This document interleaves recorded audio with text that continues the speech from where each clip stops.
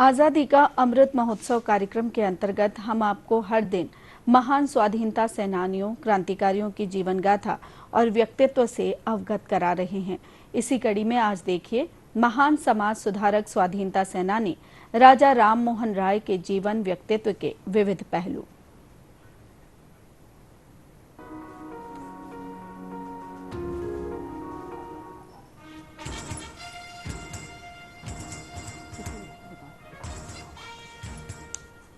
आज ही के दिन वर्ष 1833 में महान विद्वान, सुधारक, देशभक्त, पथ प्रदर्शक, धार्मिक समरसता के प्रणेता और भारतीय पुनर्जागरण के अग्रदूत राजा राम मोहन रॉय ने अंतिम सांस ली।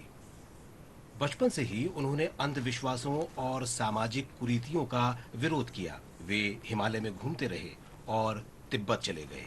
वे कई जगह गए और इस दौरान प्राप्त अनुभवों ने उन्हें व्यापक दृष्टिकोण दिया।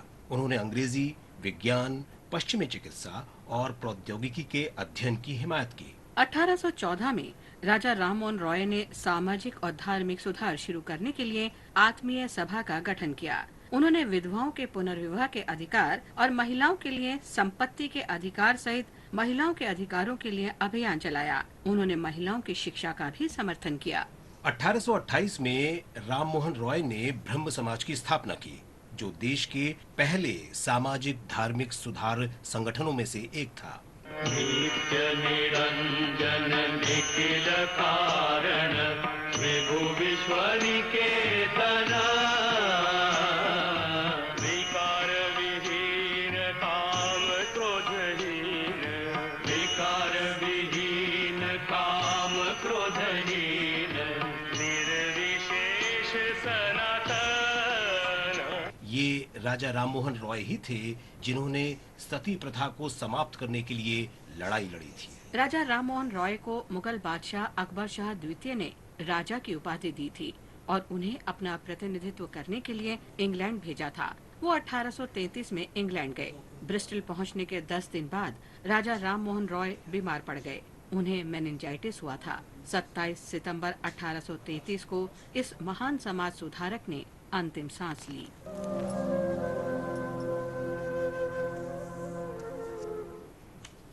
इसी दिन 1873 में विट्ठल भाई पटेल का जन्म हुआ था। एक सम्मानित नेता और मानवतावादी विट्ठल भाई पटेल सरदार वल्लभ भाई पटेल के बड़े भाई और एक प्रसिद्ध स्वतंत्रता सेनानी थे।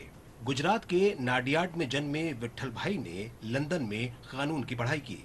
वे एक जाने माने वकील थे। उन्होंने बॉम्बे और अहमदाबाद की अदालतों में वकालत की। विट्ठल भाई ने 1914 में बॉम्बे प्रांतीय विधान परिषद में 2 विधेयकों को पारित कराने में महत्वपूर्ण भूमिका निभाई थी। ये थे बॉम्बे जिला नगर अधिनियम संशोधन विधेयक और नगर नियोजन विधेयक।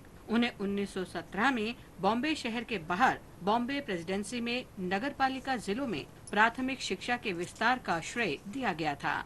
जब 1922 में चौरी चौरा की घटना के बाद महात्मा गांधी ने असहयोग आंदोलन समाप्त कर दिया, तो पटेल ने चितरंजन दास और मोतीलाल नेहरू के साथ स्वराज पार्टी बनाने के लिए कांग्रेस छोड़ दी। वे 1925 में केंद्रीय विधानसभा के पहले निर्वाचित अध्यक्ष थे और 1927 में दोबारा इसके अध्यक्ष चुने गए। वे 1928 में भारत सरकार से स्वतंत्र विधानसभा के लिए एक अलग कार्यालय बनाने के अपने प्रयासों में सफल रहे।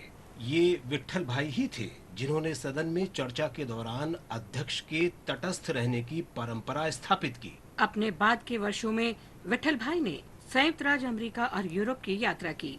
यूरोप में उनकी तबीयत खराब हो गई और 22 अक्टूबर 1933 को स्विट्जरलैंड के जेनेवा में उनकी मृत्यु हो गई।